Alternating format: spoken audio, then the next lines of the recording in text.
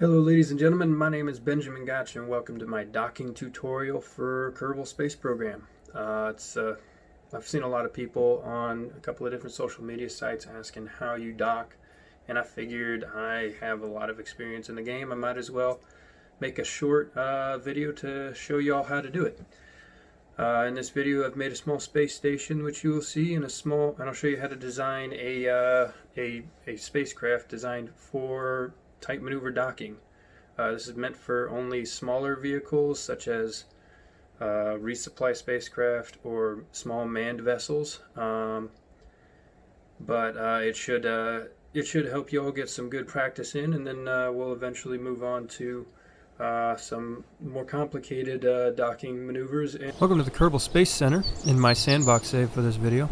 Here we'll head to the vehicle assembly building where I have the space station that I built to be our docking target. It's a simple space station that has 2 docking ports, a couple of solar panels, radiators, and some antenna, as well as the inflatable airlock, which is part of the Breaking Grounds DLC. I've placed this space station into a simple orbit. If we move our way into the tracking station, we see it is in an orbit of around 150 kilometers by 150 kilometers, 150.28, 158.16 to be exact.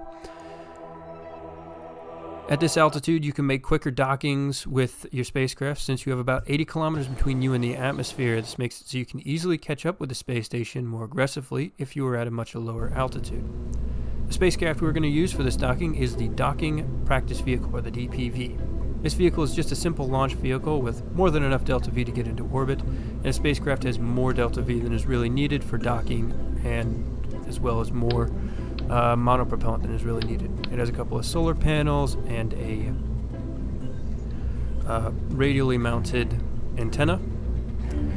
Something to take note of is when you're building these vehicles is to make sure that you either have your RCS panels directly over the center of gravity or equally spaced between the center of gravity if you're adding multiple RCS nodes, more than just the 4 that are going to sit right over that. This is to help it prevent it from drifting away from the heading that you want your spacecraft pointed towards when you're making dockings and when you're maneuvering. Swiftly making our way over to the launch pad after designing our spacecraft. We'll see we have Jeb, Bill, and Bob sitting comfortably in their spacesuits, getting ready for launch.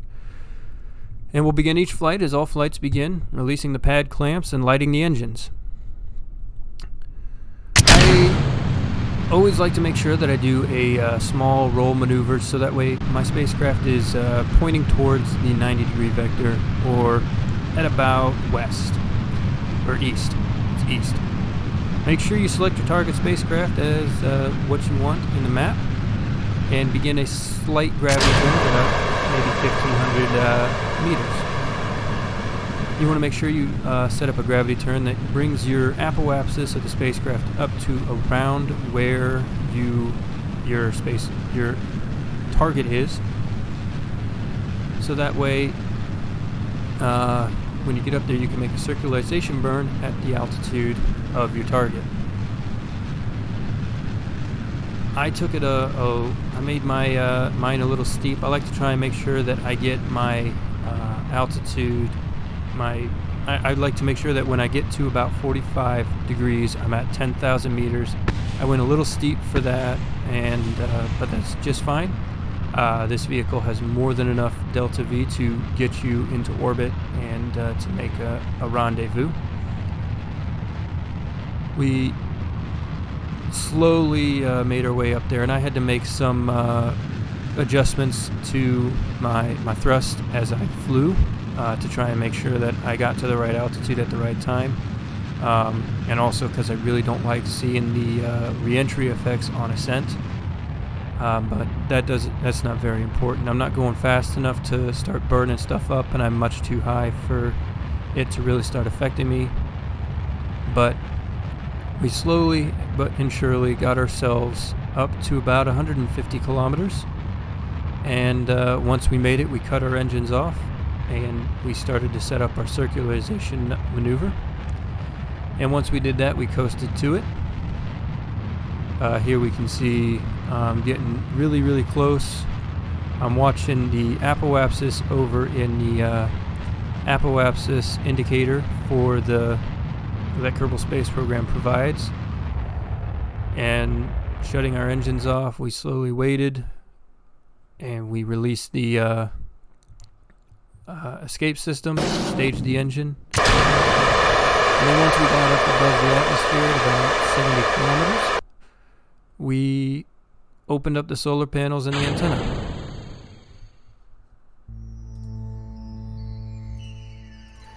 Next on our checklist is setting up our rendezvous maneuvers. Setting these up is very simple. Once you get yourself into a stable orbit that doesn't impact the surface of the planet or cross the atmosphere, you want to look at the position of your target in its orbit and the position of your chase vehicle. If your target is ahead of your chase vehicle, as it is in my case, you want to set up your orbit so that way your apoapsis is at the height of your target's orbit and your periapsis is lower than your target's orbit and below the target's periapsis. This will make it so your chase vehicle will complete its orbit faster than the target. As the closer you are to the parent body, the faster you'll complete your orbits. So that way when you complete each orbit, your chase vehicle will slowly catch up with your target. When the target is behind you in its orbit, the opposite is true. You want to make it so your chase vehicle's periapsis is the target's altitude and your apoapsis is higher than your target's apoapsis. Then you will take more time to complete an orbit and your target will begin to catch up with you. Another thing that you're going to want to make sure that is very important when you're dealing with interplanetary transfers, not quite as important with rendezvousing spacecraft in orbit around smaller planets, but it's always good practice to make sure that you do this, is to adjust your orbital inclination. A good example of a difference in orbital inclination is with these vehicles, we're at a equatorial orbit with very little deviation between crossing the orbit of the planets, crossing the equator of the planet, but another vehicle might be in a polar orbit, which will have about an inclination of 90 degrees when referenced from the equator. Make certain that you go to either your ascending or descending nodes, shown here, and make the adjustments needed when reference to your target's orbit, not the equator, to the orbit of the target, that it's as close to 0.0 as possible. Once all these adjustments are made, all that is really left to do is wait till your closest approach is less than 1 kilometer away.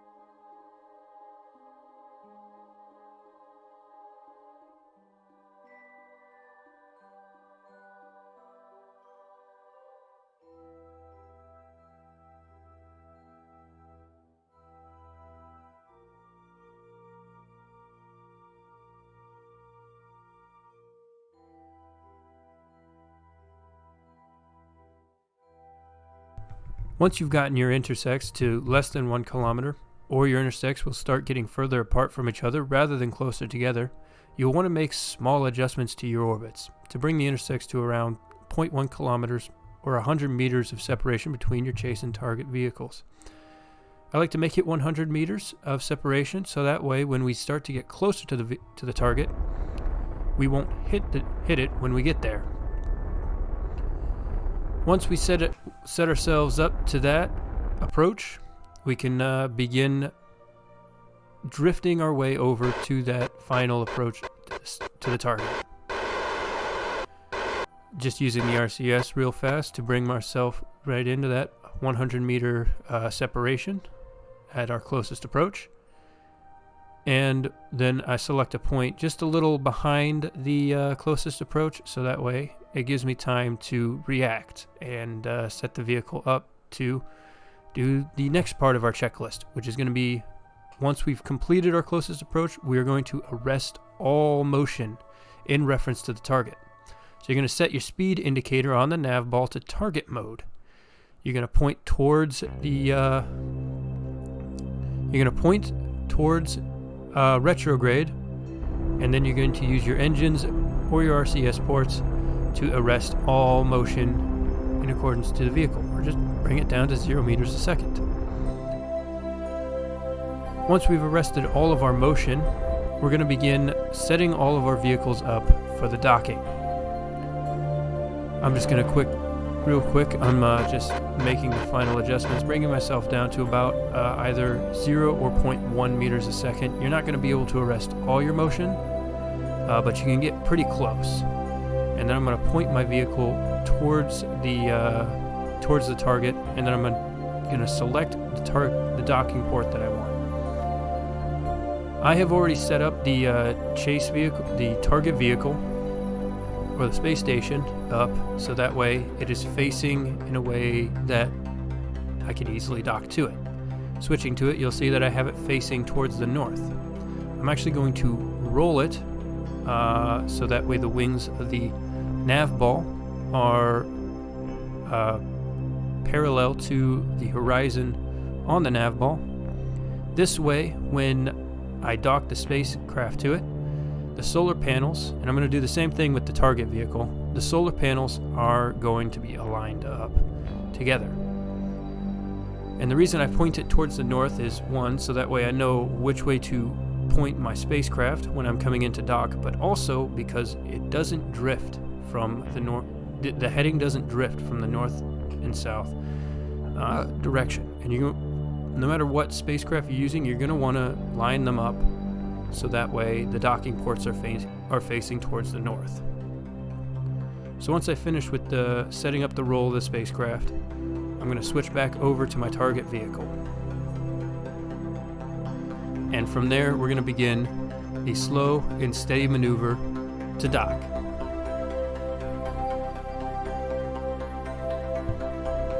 Switching on over to the target vehicle, we are going to face it towards the south. I like to do these sort of things with the RCS off, using only the reaction wheels in the command module.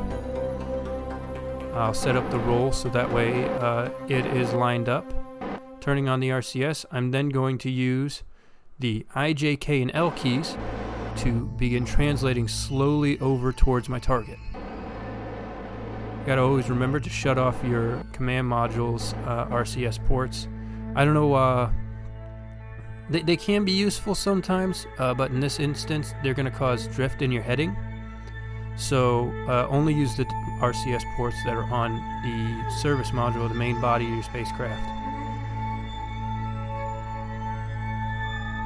So, and another benefit to using this north-south directional system is it makes it so that way you don't have to use the docking port alignment indicator mod. Quite simply, all of your docking ports that you want to dock to, if you've lined them up properly, they should all be at the 0 heading, or the 100, or facing towards the north. And if you line your chase vehicle up with the 100 degree or the south directional heading, then you don't have to worry about how lined up your vehicle is. Slowly but surely to get them so that way they're lined up straight on with each other. I like to do this one at a time. I like to translate it over and then move it upwards or downwards, whichever direction I need to line the docking ports up completely. Arresting all my motion here, and then slowly moving my way back up. From here, we just need to wait a little bit, and then we'll get fully lined up. You want to initially set yourself up, and this is one of the big reasons why I decided to wait until I was about 100 meters away from the vehicle, as this gives you enough distance for you to set yourself up for the final approach and docking. So if you were to try and line yourself up when you had less than 100 meters, it can get pretty difficult, and I've often found that I start to lose control or lose I struggle with trying to line up docking ports when I come in too quickly. So now that we're completely lined up, I begin using the H and N keys to slowly push my spacecraft forward, and I still have my hand over the I, J, K, and L keys, so that way if I start to drift one way or another, I can correct it, and I just come in slowly. Don't go over a meter a second. It can be painstaking depending on how far away you ended up when you made the final maneuvers for lining up, but I think it looks cooler, I think it works a little better, and I think that it is a little safer to come in less than a meter a second at a time. And then as I get closer, I'll start to slow myself down just a little bit, so that way I can basically almost arrest my motion as I get within the magnetic distance and let the magnets take over to fully dock the spacecraft. Anyway, if you followed my tutorial step by step, then you should be able to rendezvous and dock your target vehicles. This works with any vehicle of any size. I would recommend you practice more with smaller vehicles before moving on to trying to dock large Saturn V sized vehicles to each other in orbit, or before you start assembling large space stations, try and just do something simple with something like this. But it is really that simple. While it is rocket science and orbital mechanics, it's not one of the hardest things to do in this game. In fact, I would argue that it is one of the most enjoyable and easier things to do. I really enjoyed making this video. I hope y'all did as well.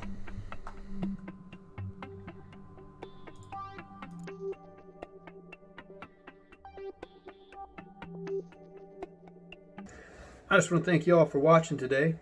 But I hope this helped you all out if you've been having trouble. If this did help you out, share it around to anybody who's struggling with rendezvous and docking in Kerbal Space Program. Go ahead and subscribe if you want to see more videos like this, and let me know what else you might be struggling with, and I'll see if I can make more tutorials if that's what you'd like to see. Thank you very much. Have a good day.